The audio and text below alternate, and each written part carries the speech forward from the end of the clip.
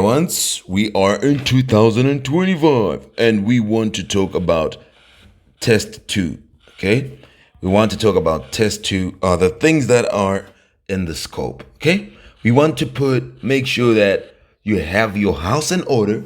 When you're doing questions, you can be able to do it. So we want to put the concepts, and then one by one we'll see them in practice. So this is going to be a bunch of videos on the concepts and the things you're going to need. Remember that the things that are going to come are, we have limits.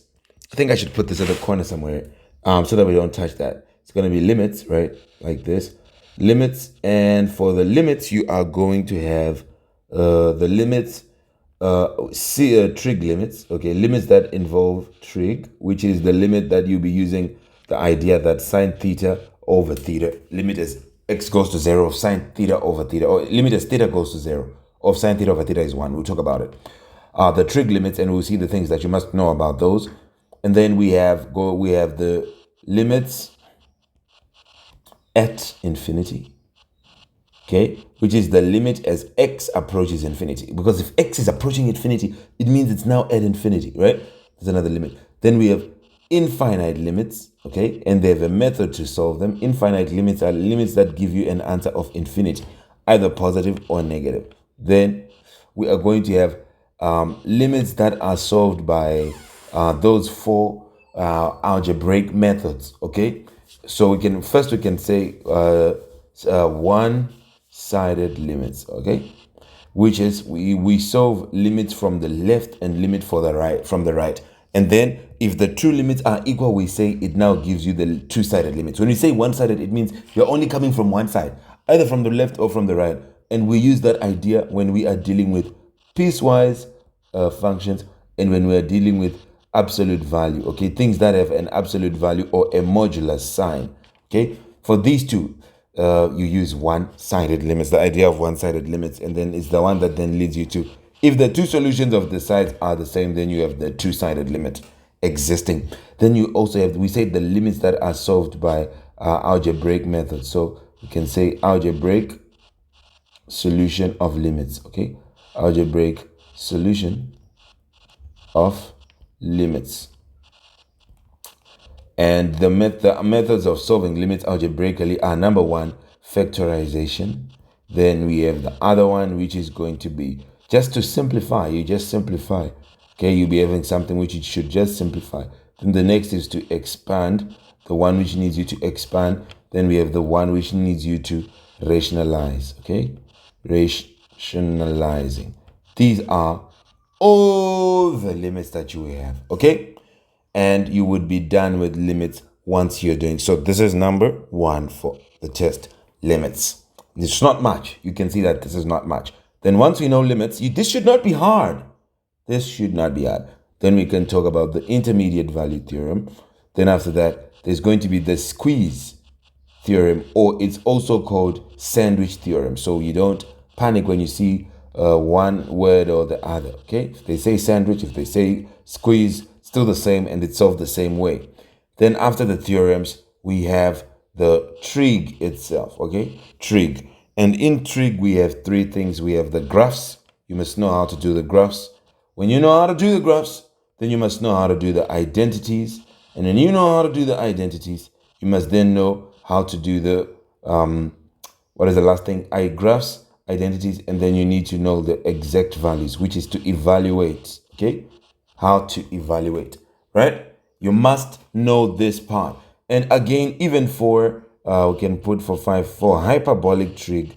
Okay, for hyperbolic trig, you need to be able to do the identities, and you need to be able to do the values. Okay, so identities, and you need to be able to do exact values. So we'll talk about that as well. Okay, and then if you know this trig, then now we can say 6 trig and hyperbolic trig.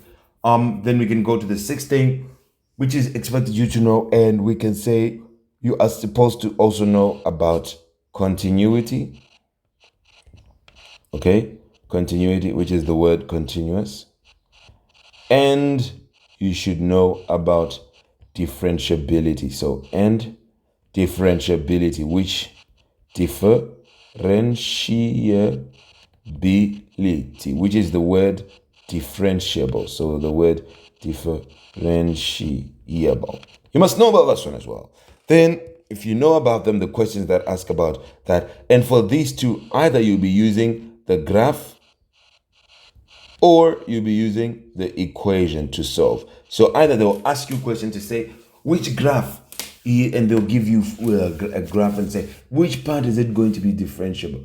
Which part is it going to be continuous but not differentiable? Then which part is it going to be neither continuous nor differentiable? So these are some of the questions you get. Now, then you do 7, which is now going to be differentiation. Okay. Now in differentiation, this is where the money is at again. Because in here, this is a 100% test. Can you see that? You just need to get 100. You need to know the rules, okay? You need to know the product rule. You need to know the quotient rule. You need to know the chain rule, okay? You need to know the chain rule as well.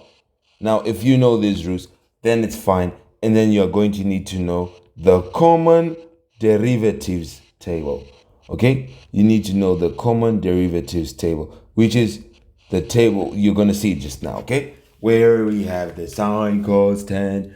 You need to know what their derivatives are, even for hyperbolic trig.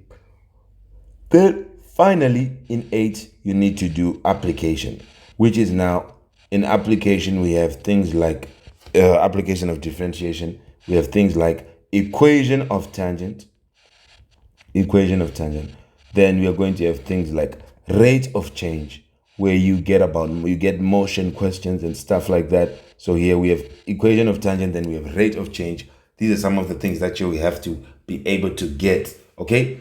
When you apply in rate of change, they can ask you about the change in pricing. They can ask you about the motion, in rate of change. It can be things like revenue and price. How is it going to change when we increase production by 1?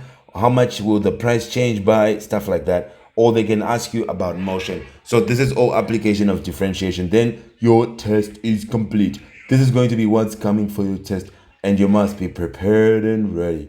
In differentiation, yes, you must know differentiation of the polynomials, and then you should know the common derivatives table will tell you the derivatives of anything else that you need to know, that you need, like log, trig. What are the derivative of trig things? What are the derivative of exponential functions? They are all in the common derivatives table. So this is the end of the scope, and what we'll be having to do is put the things that we are going to need to answer these things, to be able to solve these things. All right, that is it. Goodbye for now. I'll meet you in the next video where we start looking at those things.